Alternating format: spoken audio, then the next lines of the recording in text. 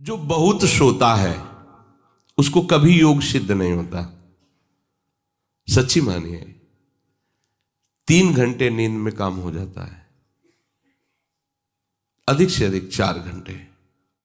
ये सोना हमारे लिए बहुत हानिकारक है और ये सोना हमारे लिए लाभदायक भी है। दोनों बात समझना। जिसका स्वभाव बन जाता है कि जहां बैठे वहीं सो गए, जहां बैठे, ऐसा हमने देखा है, बैठे 2-4 मिनट जहां एकाग्र घोंटा बजने लगे। ये क्या है? ये दलिद्राए क्यों? अरे तुम साधक हो, ये दलिद्रता क्यों? क्या यही उपासना में तुमने सिद्धि प्राप्त की है? जहां बैठ जाओ वहां तुम लड़खड़ा गए, लार बहने लगी, सोने लगे, घोंटा बजने लगे। ये दलिद्रता है, ये तमोगुणी है। ऐसा नहीं। एक बार नींद को समय दिया है, 3 घंटे 4 घंटे, आ जाए तो आ जाने, उसको निमंत्रण नहीं देना, राधा राधा राधा, और जग कर फिर वैसे ही अपनी दिनचर्या, कोई भी फर्क नहीं पड़ना। आप अभ्यास कीजिए, कोई फर्क नहीं पड़ेगा। कई दिन बराबर जगने पर भी आपकी दिनचर्या पे कोई फर्क नहीं पड़ेगा। जो अपना स्वभाव बिगाड़ रहे हैं वो अपना नाश कर रहे हैं। अधिक पड़े हैं, सो रहे हैं, ये ठीक बात नहीं है।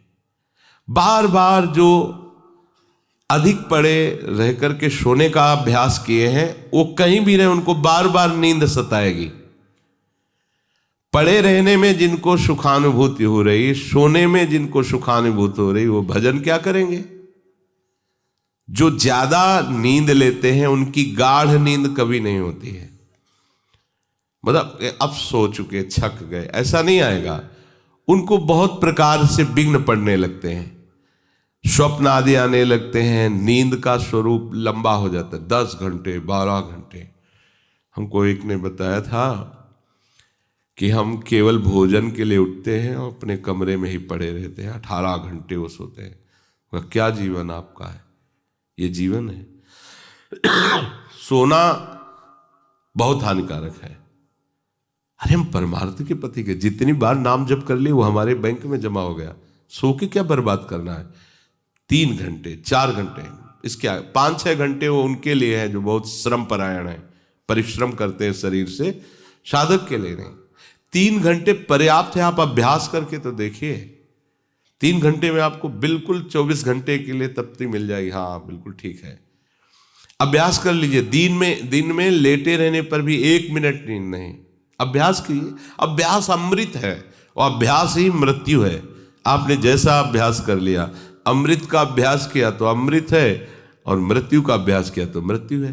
भोगों का अभ्यास करना, सोने का अभ्यास करना, प्रपंच में अधिक रुचि रखना, ये सब मृत्यु है। नामामृत, लीलामृत, रूपामृत, धामामृत, इसका अभ्यास करो, अमृत है ये। शरीर उसका बहुत सोने पर भी आलस्य से भरा रहेगा। आलस्य के कारण वो भजन में जे भी बैठेगा 2-4 मिनट में ही माला छूट जाएगा और नींद आ जाएगी। ऐसा दर्शन होता है। वो बहुत कोशिश करते हैं, बस ऐसे हो जाते। ये कैसे हो गया? तुम्हारा क्या अभ्यास है? ऐसे कैसे कोई हम पे ऐसे कैसे हावी हो सकता है? कोई हमारे ऊपर ऐसा कैसे शासन कर सकता है?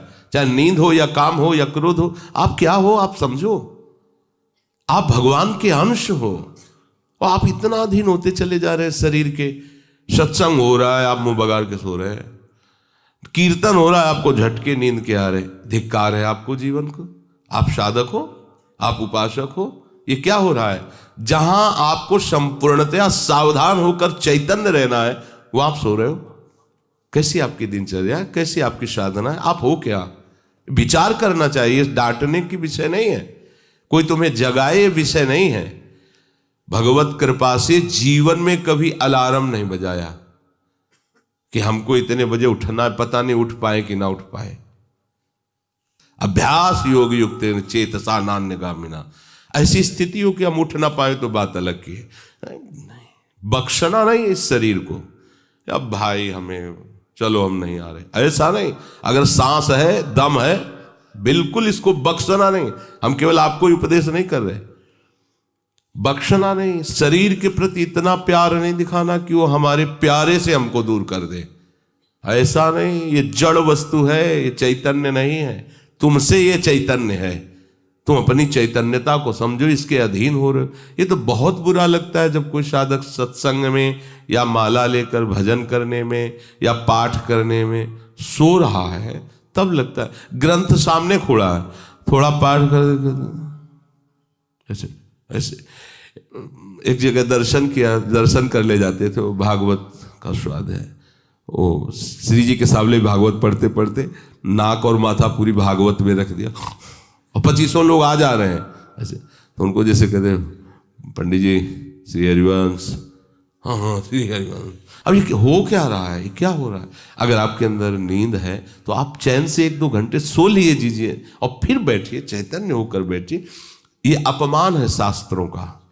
आप चैतन्य घन प्रभु के वचन पढ़ रहे हैं, आपको नींद आ रही, प्रभु की चर्चा हो रही, आपको नींद आ रही। कभी विषय चर्चा में आपको नींद आई? कभी फिल्म देखने में नींद आई? नौटंकी नाटक देखने में, रिश्ते नातेदारों से बात करने में, रिश्ते नातेदारों, आपका लड़का विदेश में रह रहा हो, उसकी कोई बात बता रहा हो, आपको नींद आएगी? नहीं आएगी। लेकिन अपने परम प्राण स्वरूप आत्म स्वरूप श्री प्रियालाल की चर्चा हो रही, आपको नींद आ रही है। अब हो क्या हो, जरा विचार करके देखिए। तो ये आलस्य के कारण उसके भजन में भारी बाधा हो जाएगी। उसका योग कभी सिद्ध नहीं होगा जो अधिक सोता है। सबसे प्रार्थना है, आप अपने लिए नींद का समय निश्चित करें अपने हिसाब से, शरीर का परिश्रम देख करके। अब जैसे जो उपासक रात भर सेवा में लगे रहते हैं, हम उनके लिए कहेंगे कि चाहे दिन हो चाहे रात हो, आप 4-5 घंटे आराम से सोइए। प्रार्थना है कि सोइए, क्योंकि आप जवान साधक हैं। सोएंगे तो आपकी इंद्रियां फिर भजन में लगेंगी।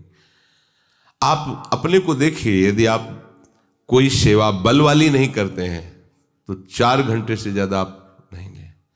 अच्छा उपासक 3 घंटे में हो जाता है।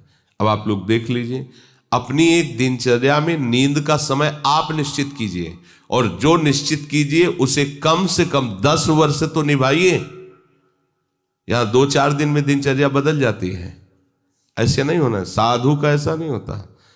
कुछ नियम लो तो 10-5 वर्ष तो चलो, 2-4 दिन में सब फिसल जाते हो, क्या फायदा है?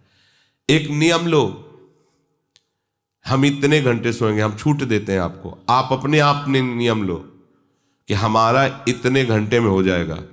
उस घंटे को आप लिख लो अपने सामने कि मुझे इतने घंटे केवल सोने के लिए सत्संग में अनुमति है, क्योंकि हमने वहां इतना नियम लिया था। आप ले, बताने की जरूरत नहीं। आपके द्वारा लिया हुआ नियम फिर आपसे कभी नहीं टूटना चाहिए।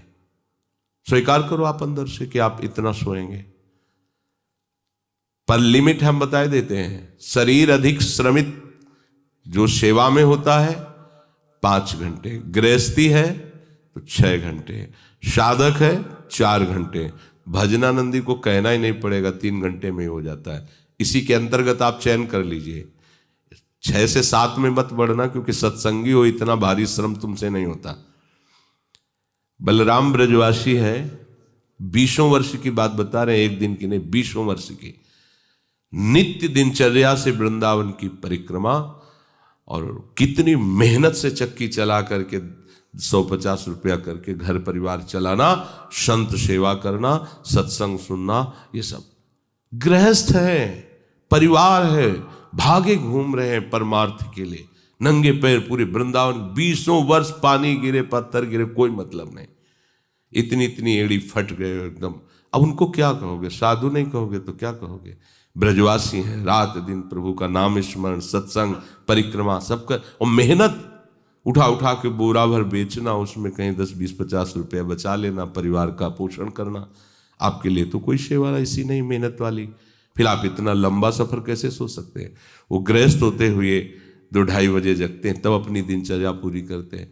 हो सकता है रात्रि के 10-11 बज जाते हो, दिन में वो चक्की में रहते हैं, कब सोते होंगे? और 20 वर्ष की दिनचर्या हम उसकी बता रहे हैं। आप विचार करो, आप साधक हैं, आप विरक्त हैं, या आप संसार से निवृत्त होकर वृंदावन वास करें, आप कितना सोते हैं? ये बंद करो, शरीर को सुखी करना बंद करो। ये शरीर को सुख देने की बात महादुख मोल लेना है। निश्चित करो आप अपने समय को सोने का। कर लिया? हाँ, अपना समय निश्चित करो। जो समय निश्चित किया हो 4 घंटे, 5 घंटे, 6 घंटे, ये धाम है, यहां झूठ नहीं चलेगा।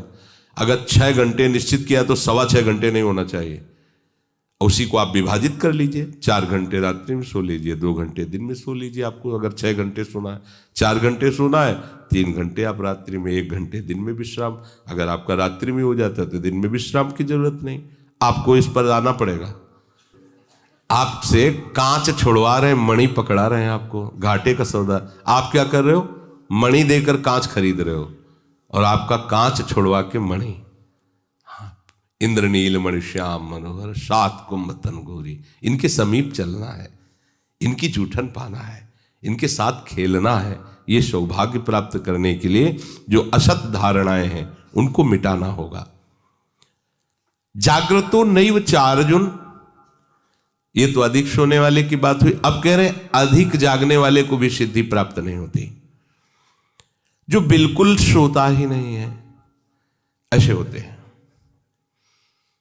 पूरी पूरी रात चली गई नाम कीर्तन में, पूरी पूरी रात चर्चा में चली गई, 2-2, 3-3 जन केवल बैठ गए और प्रभु की पूरी रात चली गई। सामने योग वाशिष्ठ रखा हुआ है, उसी पे चर्चा हो रहा है। कैसा नशा! तो आप क्या समझो, उसमें नींद आएगी क्या?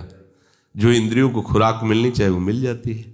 बड़े बड़े महापुरुषों को देखो, राय रामानंदाचार्य जी, राय राम, उनका आता है ना महाप्रभु चैतन्य देव, पूरी पूरी रात चर्चा हो रही, पूरी पूरी रात कीर्तन हो रहा है।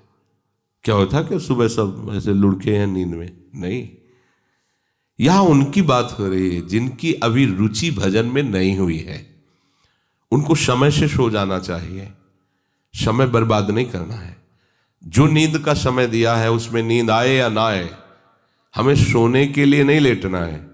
जब लेटे, देखा हाँ इस समय से इतना समय लेटने में देना है, नाम शुरू किया, तन्मय हो गए। जब नींद आई, जब आंख खुली बस फिर मंत्र में तन्मय फिर लग गए। ये भजन है, इसको ऐसे प्रमाद में मत डालिए।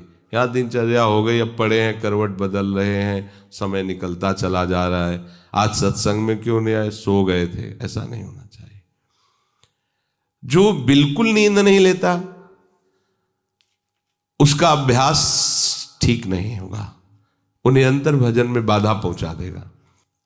जो ऊंचाई पर चढ़े हुए महापुरुष हैं वो सत्संग और नाम कीर्तन और भगवत चिंतन से ऐसी सामर्थ्य प्राप्त कर लेते हैं कि वो कई दिन भी ना सोए तो उनको विक्षेप नहीं होगा कि परेशान है, इनको तो नींद ही नहीं आई है। क्योंकि उनके जागने में इंद्रियों को वो सब मिल जाता है जो सांसारिक पुरुष को नींद में इंद्रियों को विश्राम मिलता है, उनको भजन में मिल जाता है। परंतु उस स्थिति तक पहुंचने के लिए समय से सोना आवश्यक है। जब विश्राम और इंद्रियों को खुराक नींद की मिल जाती है तो वो भजन में हमारा ज्यादा सहयोग करते हैं। इसलिए उचित समय निश्चित करो नींद का, और उतना ही आप उसको शयन के लिए दो, नींद आए या ना आए, ठीक समय पर उठ जाओ। उठने की प्रवृत्ति का होता है कि सबसे पहला काम, जहां आपकी घड़ी पे दृष्टि गई कि हमारा समय उठने, तो सबसे पहले बिस्तर से हट जाओ। आप ओढ़े हो उसको तुरंत हटाओ। गर्मी है, आप पंखा एसी जो भी चला, तुरंत पहले उसको बंद करो। सुविधाओं को पहले हटाओ, फिर बैठ जाओ। कुछ देर नाम जप, गुरुजनों का चिंतन, फिर अपनी दिनचर्या प्रारंभ। जो कंबल में ऐसे रजाई में ओढ़े ओढ़े ही सोच रहे अभी तो 2 बजने में 10 मिनट बकाया, 10 मिनट में उठ जाएंगे, तो ऐसा वो विक्षेप हो जाएगा कि वो 2 घंटे आपको समझ में नहीं आएंगे। फिर 4 बजे आप उठो, 4 तो 4, बहुत गलती हो गई। ऐसे नहीं किया जाता। अपने लोगों ने ऐसे अभ्यास नहीं किया, तुरंत फेंको, तुरंत खड़े हो गए। पता है कि बैठेंगे तो नींद आई जाएगी, चलते हुए भगवत स्मरण कर रहे हैं, जल पिया, शौच स्नान अपनी दिनचर्या में। ये चित्त हमारे वश में नहीं, हम चित्त के वश में है। जो चिंतन कराता है हम वही। कल एक उपासक प्रश्न कर रहे थे कि कभी कभी हमारा मन कहता है हम निहाल हो गए, कभी कभी मन हमको कहता कि कुछ नहीं मिला। तो तुम मन को गुरु माने हो क्या? मन को आराध्य देव माने हो क्या? मन को अपना मित्र माने हो क्या? ऐसे सलाहकार की क्या बात कि कभी कभी कहता है तुम जीवन मुक्त हो गए, कभी कभी कहता है तुम विषयी हो। उसकी बात थोड़ी माननी। वो अपनी स्थिति बता रहा है, मन तुम्हारी स्थिति नहीं बता रहा है। जब कभी भगवदानंद में तो मन कहता निहाल हो गया, और जब विषयानंद में तो लगता मैं फंस गया। तो तुम उसको देखने वाले हो, तुम उसको चलाने वाले हो, तुम ही से वो चल रहा है तुम्हारी शक्ति से, तो तुम रो काहे को रहे हो, व्यथित क्यों? मतलब कोई भी प्रश्न करने के पहले आपने चिल्ला के रो दिया, अब सब प्रश्न का रहस्य नहीं मिल पाएगा आपको, क्योंकि पहले ही देख लिया कि आप नहीं। गंभीर, किसी संत के पास जाने के लिए पहले गंभीरता पूर्वक प्रश्न करो। कोई भावुकता की बात आ रही है, आप रो देते हो तो अच्छी बात है। अब आप प्रश्न कर रहे हो, पहले तो चिल्ला चिल्ला कर रो रहे हो, पूरा वातावरण जो है आपने गंभीरता से रहित कर दिया। और दूसरी बात, आप समझोगा कि क्यों रो रहे हो। अगर प्रियाजू की प्राप्ति के लिए तो सभा में चिल्ला के रोने की जरूरत क्या है? प्रियाजू की प्राप्ति के लिए तो एकांत में रोइए, खूब नाम जप कीजिए। अगर सभा में आए हैं प्रश्न करने के लिए तो गंभीर रहिए और मुस्कुराते हुए प्रश्न कीजिए। ये रोना धोना नहीं, ये एकांत का विषय, अपने आराध्य देव के विषय में कभी भाव आ रहा है तो बात अलग की है। हम चित्त के अधीन हो गए हैं, बस इसको सुधार करना है। चित्त की 5 अवस्थाएं होती हैं, उसी को मन कहते हैं, उसी को बुद्धि कहते हैं, उसी को अहम कहते हैं, समझना। उसकी वृत्तियों के कारण अलग अलग नाम पड़ा है ना। पूरे को एक हृदय कहते हैं, बोले मैं हृदय से कहता हूं, मतलब संपूर्ण अंतःकरण से कहता हूं। अंतःकरण 4 इसलिए हो गए कि उसकी वृत्ति 4 है। एक का काम है निश्चय करना, संकल्प विकल्प करना, चिंतन करना और क्रिया को स्वीकार करना। एक ही हृदय में 4 बातें होती हैं। तो जो निश्चय उसे बुद्धि कह दिया गया, जो संकल्प विकल्प उसे मन कह दिया गया, जो चिंतन उसे चित्त कह दिया गया, क्रिया को स्वीकार करना उसे अहम कह दिया गया। है एक ही हृदय। उसी हृदय को हम जब बात करते हैं तो उसे 4 रूपों में करते हैं। तो मानो अगर मन की बात चल रही तो चित्त आ गया, बुद्धि आ गई, अहम आ गया। चित्त की बात चल रही तो उसमें मन आ गया, बुद्धि, क्योंकि एक ही हृदय की बात हो रही। तो 5 अवस्थाएं मानी गई हैं। बहुत ध्यान से सुने तो इसमें हम अपने चित्त को भगवदाकार कर सकते हैं। चित्त की 5 अवस्थाएं शास्त्रों में ब्रह्म ऋषियों ने मनन करके पाया है। मूढ़ता, मूढ़ अवस्था, क्षिप्त अवस्था, विक्षिप्त अवस्था, एकाग्र अवस्था और निरुद्ध अवस्था, ये 5 अवस्थाएं पाई गई हैं। इनमें 2 से भजन नहीं होता। जिनके चित्त में ये 5 में 2 पहली वाली अवस्थाएं जोर की होती हैं, मूढ़ अवस्था और क्षिप्त अवस्था, उनसे बिल्कुल भजन नहीं होगा। वो पाप प्रवृत्ति में ही चित्त लगाने वाले जन हैं, उनसे भजन बिल्कुल नहीं होगा। जिनके ये विक्षिप्त, एकाग्र और निरुद्ध ये गौड़ हैं, एकदम दबे हुए हैं, और मूढ़ता और क्षिप्तता ये जागृत है, बहुत विशाल, उनसे भजन नहीं होगा, साधन नहीं होगा। वो पापाचरण रत रहेंगे, दान पुण्य भी करेंगे तो अहंकार की धरा में होगा। अब यहां से शुरू होता है साधन। विक्षिप्त से कभी भजन होता है, कभी विषय चिंतन होता है। ये विक्षिप्त चित्त का होता है। कभी प्रभु अच्छे लगते हैं, कभी संसार अच्छा लगता है। अभी ये आगे पद्धति नहीं बढ़ी, ये विक्षिप्त है, पर ये अधिकारी है भजन का। इस अधिकार वाले उपासक को जब साधु संग मिल जाता है और सत्संग मिलता है, तब वो बार बार सत्संग के प्रभाव से विक्षिप्तता को अगली पद्धति में बदल देता है, एकाग्र। अब वो एकाग्र होने लगता है कि मेरे जीवन का उद्देश्य केवल भजन है, केवल प्रिया प्रीतम की प्राप्ति है। नहीं, अब संसार को मैं नहीं मानूंगा कि संसार मेरा है, संसार के संबंध मेरे हैं। सत्संग के द्वारा ये विक्षिप्तता एकाग्रता में बढ़ गई, और जब एकाग्रता में अपने आराध्य देव के चिंतन में तन्मय हुआ तो उसे आनंद मिलने लगा, तो सविकल्प समाधि में उसकी गति हो गई। सविकल्प, अभी विकल्प चल रहा है पर वो सम अवस्था को प्राप्त हो रहा, आनंद का अनुभव होने लगा। विक्षिप्त से भजन प्रारंभ होता है, एकाग्रता में उसको आनंद का अनुभव होने लगता है, और आगे है निरुद्ध अवस्था। चित्त के चलने की गति ही खत्म हो गई, अपने आराध्य देव में चित्त फंस गया, निरुद्ध हो गया। इसे कहते हैं निर्विकल्प समाधि। आप कोई कल्पना नहीं रह गई, केवल सम अवस्था, भगवदाकार वृत्ति, परमानंदमय। अभी ये चित्त प्रिया प्रीतम में हो गया। क्षिप्त अवस्था और मूढ़ अवस्था ये भजन नहीं होने देते। विक्षिप्त अवस्था से भजन प्रारंभ होता है, एकाग्रता में भजन का सुख मिलता है। इसके आगे जब एकाग्रता ऐसी बढ़ती है कि अपने आराध्य देव के सिवा कुछ चिंतन ही नहीं करता चित्त, तो उसे निर्विकल्प समाधि कहते हैं। वो हर समय आओ स्वामी जी महाराज कह रहे चित्त न डुला इतुत आओ समाधि भीतर। अब वो उठते बैठते चलते फिरते क्रियारत होते हुए भी समाधि में रहता है। अपने आराध्य देव में चित्त निरुद्ध हो गया, अब चित्त पंग हो गया, अब हटाने से भी नहीं हटेगा। तो चित्त की सार्थकता है निरुद्ध अवस्था में पहुंचने की। गोपीजन इसी अवस्था की महापुरुष है। सब क्रियाएं घर की हो रही है और मुरारी पादार्पित चित्त वृत्ति। अम्बरीश जी इसी अवस्था के महापुरुष हैं, सम्राट पद पर हैं, लेकिन सावई मनः कृष्ण पदार विंदयो, निरुद्ध हो गया मन प्रभु के चरणार विंद में। यदा विनियतम चित्त मात्मन्ये वावतिष्ठते, जिस काल में चित्त आखिरी अवस्था को पहुंच जाता है, निरुद्ध अवस्था। एकाग्रता में भी पहुंचना बहुत बड़ी सिद्धि है, पर अपने लोग जो सब हैं विक्षिप्त अवस्था में है। कभी संसार का आकर्षण, कभी प्रभु का आकर्षण। लेकिन मूढ़ता और क्षिप्तता में प्रभु का आकर्षण होता ही नहीं है।